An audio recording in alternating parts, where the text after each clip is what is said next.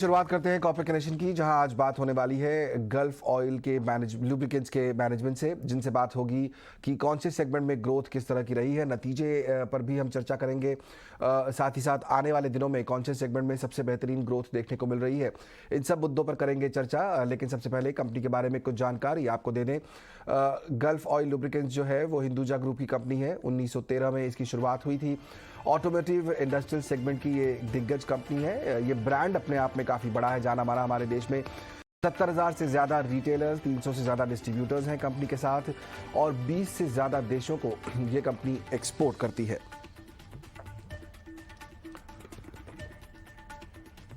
और अब हमारे साथ जुड़ रहे हैं कंपनी के एमडी और सीईओ रवि चावला साहब।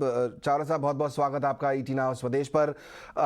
नतीजों से शुरुआत करते हैं। हमने देखा कि पहले अगर आप ये बताएं कि जो सेल्स वॉल्यूम है आपका, वो किस तरह का रहा है दूसरी तिमाही में।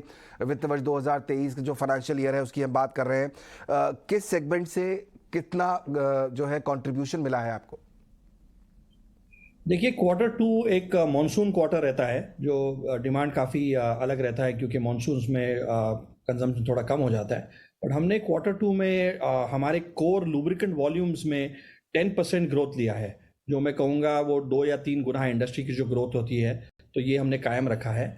और रेवेन्यू भी बहुत अच्छा बढ़ा है, 720 करोड़ का रेवेन्यू आया है। तो इससे हम देख रहे हैं कि ओवरऑल रेवेन्यू और वॉल्यूम ग्रोथ अच्छा रहा है। थोड़ा मिक्स बैग रहा है, क्योंकि मार्जिन्स, क्योंकि इनपुट कॉस्ट वगैरह ज़्यादा थे, उसमें थोड़ा प्रेशर रहा है। But overall except agriculture segment जो थोड़ा ठंडा था और मोटरसाइकिल में थोड़े चैलेंजेस आ रहे हैं, दूसरे सभी सेगमेंट्स में हमने बहुत ही अच्छा ग्रोथ लिया है। और ये हमारे स्ट्रैटेजी रही है कि कैसे हम 2 या 3 गुना मार्केट से ग्रो ज़्यादा करें। तो ये क्वार्टर टू में मैं कहूँगा मिक्स बैग रहा है। रेवेन्यू वॉल्यूम अच्छा है, बट मार्जिन में थोड़ा प्रेशर रहा है। ओके, आपके एबिट मार्जिन, जैसा कि आप भी कह रहे हैं, थोड़ा सा प्रेशर रहा है। क्या वजह रही इसके पीछे? क्रूड ऑयल के प्राइसेस बड़े कारण रहे? और दूसरा ये मैं जानना चाह रहा हूं कि अब क्या माना जाए, ये जो आज मार्जिन का लेवल हमको दिख रहा है, ये आपकी कंपनी के लिए नया नॉर्मल माना जाए? देखिए, हमारा एक्चुअली आप देखेंगे हिस्टोरिकली 12 to 14%, या अगर अच्छा रहे तो 14 to 16% बैंड में रहता है एबिटा मार्जिन। और इस लास्ट फ्यू मंथ्स में, हालांकि जो बेस ऑयल एक क्रूड से लैग टाइम होता है, जो हम रॉ मटेरियल यूज़ करते हैं, उसमें थोड़ी स्टेडीनेस आई थी, बट वो फिर भी बढ़ रहा है। एडिटिव्स बढ़ रहे हैं।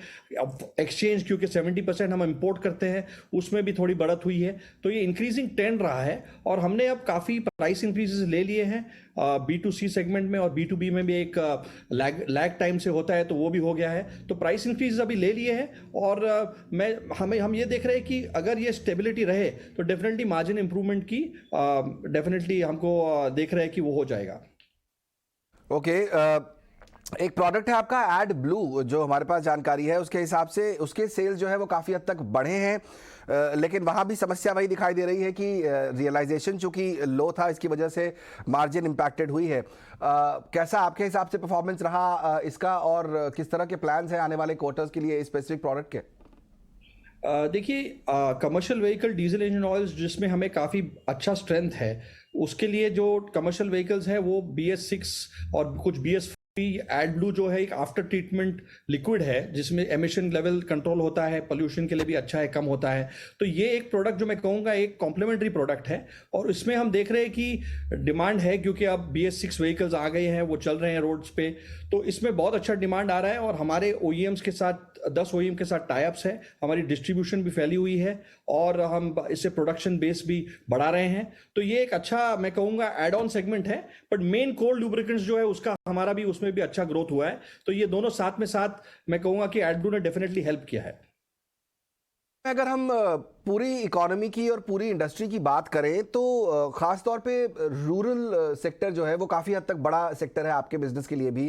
किस तरह के डिमांड एनवायरनमेंट आप देख रहे हैं? क्या आपको लग रहा है कि पिछला जो मॉनसून बीता उसके बाद सिचुएशन रूरल सेगमेंट में बेहतर हुई है, उसकी वजह से डिमांड बढ़ेगी? क्या आउटलुक है आपका? देखिए, रूरल सेगमेंट थोड़ा इम्पैक्ट हुआ है। मॉनसून्स कुछ डिले हुए हैं, और हम देख रहे हैं कि जो हमको एक्सपेक्टेशन था वो हमारे एग्रीकल्चर लुब्रिकेंट्स में थोड़ा कम आया है, बट अभी फिर से हम देख रहे हैं कि सीज़न पिकअप होगा। और क्योंकि एग्रीकल्चर में 2 या 3 सीज़न रहते हैं डिफरेंट जोग्राफीज़ में, तो एग्रीकल्चर डिमांड नॉट ओनली हमारे लिए एग्रीकल्चर डीजल इंजन ऑयल जाते हैं, दूसरे प्रोडक्ट्स जाते हैं, बट इवन मोटरसाइकिल प्रोडक्ट्स वहाँ जाते हैं। तो थोड़ा वहाँ मैं कहूँगा फ्लैटिश रहा है, बट उम्मीद है कि ये आगे, क्योंकि ये नेक्स्ट क्वार्टर्स 2 क्वार्टर्स अच्छे रहते हैं कंजम्पशन के लिए, तो ये जरूर इंडस्ट्री के लिए भी अच्छा है। और हमें उम्मीद है कि इंडस्ट्री अगर 4-5% ग्रोथ पे जाती है तो हमारा ग्रोथ नॉर्मली 2 या 3 गुना होता है उसका परसेंटेज वॉल्यूम ग्रोथ में। तो ये हमें फुल मतलब लग रहा है कि इसमें पिकअप होगा, और होपफुली फॉरेन एक्सचेंज और दूसरे जो हमारे पैरामीटर्स है वो भी स्टडी हो जाएंगे। पैसेंजर व्हीकल सेगमेंट में आपकी कंपनी ने कोई मार्केट गेन किया है चावला साहब पिछले क्वार्टर्स में, और खास तौर पर पैसेंजर व्हीकल सेगमेंट में क्या आपकी स्ट्रैटेजी है आने वाले दिनों के लिए?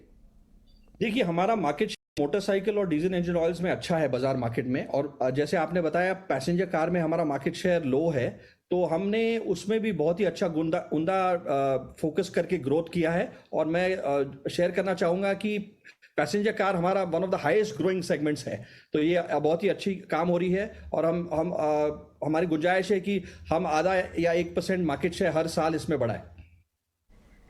ओके, एक आखिरी सवाल चावला साहब आपसे पूछूंगा। पूरी ऑटो इंडस्ट्री जो है इस समय इलेक्ट्रिक व्हीकल्स ईवी पर काफ़ी बुलिश है, और काफ़ी हद तक जो है उस पर चर्चा चल रही है, कई सारी बड़ी कंपनियां ईवी में आ रही हैं।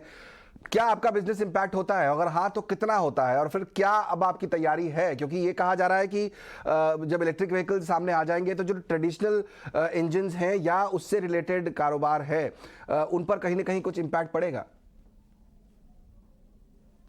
फ्यूचर जो हम देख रहे हैं ट्रेंड्स में, आईसी इंजन्स डेफिनेटली हर सेगमेंट में है, और ये आईसी इंजन्स का ग्रोथ होने वाला है, तो बेस बढ़ने वाला है, तो लुब्रिकेंट डिमांड जो है वो कायम है। Next 10 to 15 years 2 to 3% growth होगा। ईवी का इम्पैक्ट आने वाला है, कुछ सेगमेंट्स में हम देख रहे हैं 3 व्हीलर, बसेस, 2 व्हीलर्स में भी, स्कूटर्स में आ रहा है। तो हमें लग रहा है कि ये कुछ 5-6 ईयर्स में कुछ इनका पेनिट्रेशन बढ़ेगा, और डेफिनेटली इसमें हम भी अभी ईवी फ्लूइड्स में हमने 2 कंपनियों के साथ लॉन्च किया है, पियाजो और स्विच के साथ। बट ओवरऑल लुब्रिकेंट जो कंजम्पशन है उसका डिमांड कम नहीं होने वाला है, क्योंकि व्हीकल पार्क और जो व्हीकल पार्क के साथ जो उनका कंजम्पशन रहेगा नेक्स्ट 10 to 15 ईयर्स वो कायम है।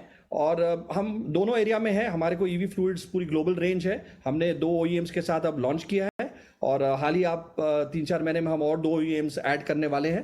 तो इस एरिया में भी हम मौजूद हैं और इसके साथ भी ग्रो करेंगे। All the very best Chawla साहब आने वाले क्वार्टर्स के लिए भी, और उम्मीद करेंगे कि जो प्लान्स आपने बनाए हैं आने वाले क्वार्टर्स और सालों के लिए वो सक्सेसफुल हो। अगली बार आपसे फिर मुलाकात होगी तब और डिटेल में बात करेंगे।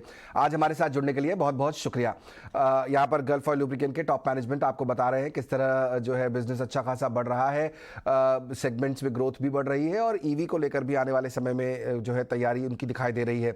हमारे सामने स्टॉक आज 420 के आसपास कारोबार कर रहा है। क्या करना चाहिए आपको इसमें बताने के लिए मेरे साथ एक खास मेहमान जुड़ रही हैं, शर्मिला जोशी जी का करते हैं स्वागत। शर्मिला, बहुत बहुत स्वागत आपका। क्या कॉल दे रहे हैं आप इस समय गल्फ ऑयल लुब्रिकेंट्स पर? तो अभी मैं मैनेजमेंट की भी बात सुन रही थी, और क्वार्टर के भी हमने नतीजे देखे, और तो एक सॉर्ट ऑफ मिला जुला सा रुझान है, क्योंकि नतीजों में थोड़ी नरमी थी, लेकिन आगे चलकर जैसे कि मैनेजमेंट ने समझाया, उनका पैसेंजर व्हीकल्स में शेयर बढ़ रहा है, और पैसेंजर व्हीकल्स में हम देख रहे हैं कि मंथ ऑन मंथ नंबर्स अच्छे आ रहे हैं, और यहाँ पर ग्रोथ कायम है, तो ये एक कंपनी के लिए पॉजिटिव है। दूसरी चीज, जैसे उन्होंने समझाया कि ये हम फुली एक्सपेक्ट कर सकते हैं कि अगले 1-2 क्वार्टर में रूरल डिमांड जो थोड़ी फ्लैटिश रही है, क्योंकि मॉनसून नॉर्मल रहे हैं, तो धीरे धीरे वो भी पिकअप होगा।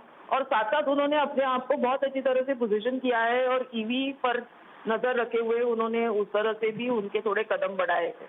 तो ऐसा लग रहा है कि देव गॉट एवरीथिंग कवर्ड, और अच्छी कंपनी है। बैलेंस शीट और ये सब चीज़ों को देखकर भी काफ़ी अच्छी कंपनी लगती है। यही है कि क्योंकि क्वार्टर के नतीजे थोड़े नरम रहे, तो एक थोड़ा न्यूट्रल कॉल रहेगा अभी के लिए। मेरे हिसाब से और एक क्वार्टर के नतीजे देखने चाहिए, लेकिन जिनके पास ये स्टॉक है वो ज़रूर इसमें बने रहे, और यहाँ से ज़रूर एक अपसाइड दिखती है। ओके, चलिए, बहुत अच्छी स्ट्रैटेजी। अगर स्टॉक है आपके पास तो आप बने रहिए, होल्ड कीजिए। अगर आप नई एंट्री करना चाहते हैं तो थोड़ा रुकिए, एक क्वार्टर के नतीजे और देख लीजिए। जो शर्मिला जी बता रही हैं कि उसकी वजह से हो सकता है इम्पैक्ट, क्योंकि इस बार क्वार्टर के नतीजे बहुत अच्छे नहीं दिखाई दे रहे हैं। तो फिलहाल अगर स्टॉक है आपके पास तो होल्ड करके रखिए। बहुत बहुत शुक्रिया शर्मिला, हमारे साथ आज जुड़ने के लिए।